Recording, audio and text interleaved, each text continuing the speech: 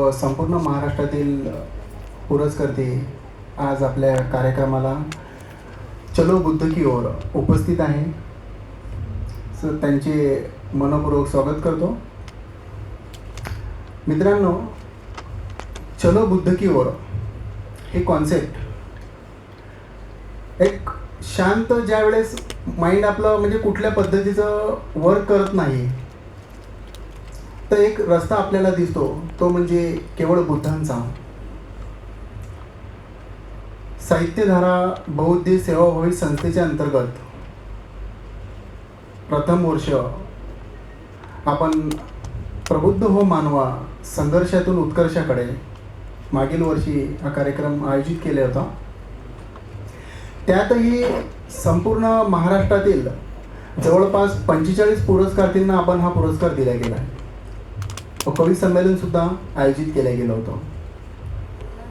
आज आपला बुद्ध जयंती उत्सव हा दुसरा वर्ष आपण सेलिब्रेट करत आहोत. खरं म्हणजे बुद्ध हे कॉन्सेप्ट जे आहे, मला खूप जणांनी एक प्रश्न केला की सर इथं धर्माचा विषय त्यांना असं वाटलं आहे की वेगळ्या पद्धतीनं प्रेझेंट होणार आहे. तर त्यांना एकच आन्सर दिला गेलं आहे की बुद्ध ही कॉन्सेप्ट हे कुठल्याही धर्माला लागू नाही आहे. बुद्धांची जी शिकवण आहे ही सर्वसमावेशक आहे. युनिव्हर्सल ट्रूथ म्हटलं जाते त्याला. एक सत्य अत्तदीप भव, तुम्ही स्वयंप्रकाशित व्हा. आम्ही मोहोळ सरांसोबत त्या दिवशी डिस्कस केलं.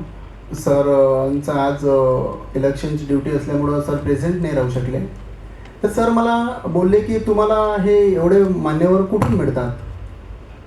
तर मी सरांना हसत हसत एक ॲन्सर दिलं की सर माझे विचार आहे फक्त चलो बुद्ध की ओर, आणि आम्हाला बुद्धांची अनुयायी बोलवणं नाही पडत, ते ऑटोमॅटिकली मिळत राहतात आम्हाला.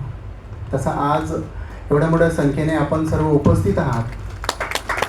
तर बुद्धांनी केवळ एक सत्याचा मार्ग दाखवलेला आहे. त्यांनी कुठल्याही गोष्टीचा कुणाला म्हणजे असा फोर्स केला नाही. आपला सर्वांना त्यांचा इतिहाससुद्धा माहिती आहे. त्यांनी एक रस्ता दाखवलेला आहे. तो रस्ता तुम्हाला जायचं किंवा नाही, इट्स डिपेंड ऑन यू, हे तुमच्यावर अवलंबून आहे. आणि विशेष म्हणजे मागील वर्षीही मॅडमांनी उपस्थिती आपल्या कार्यक्रमाला दर्शवली आणि ह्याही वर्षी दर्शवलेली आहे. तर मॅडमचे साहित्यधाराच्या अंतर्गत खरंच मी एक आभार व्यक्त करतो.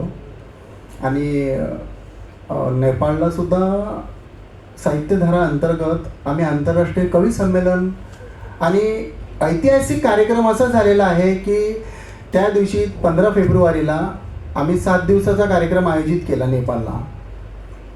15 तारखेला योगायोगाने 15 फेब्रुवारीला संत सेवालाल महाराज जयंती सरांनी मला आमचे जे अध्यक्ष होते त्यांनी सांगितलं की आपण ही जयंती तिथं साजरी करूया.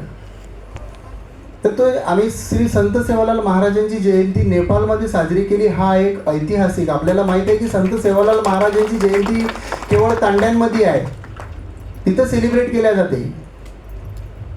पण आम्ही विदेशात ती जयंती साजरी केली साहित्यधाराच्या अंतर्गत. एक ऐतिहासिक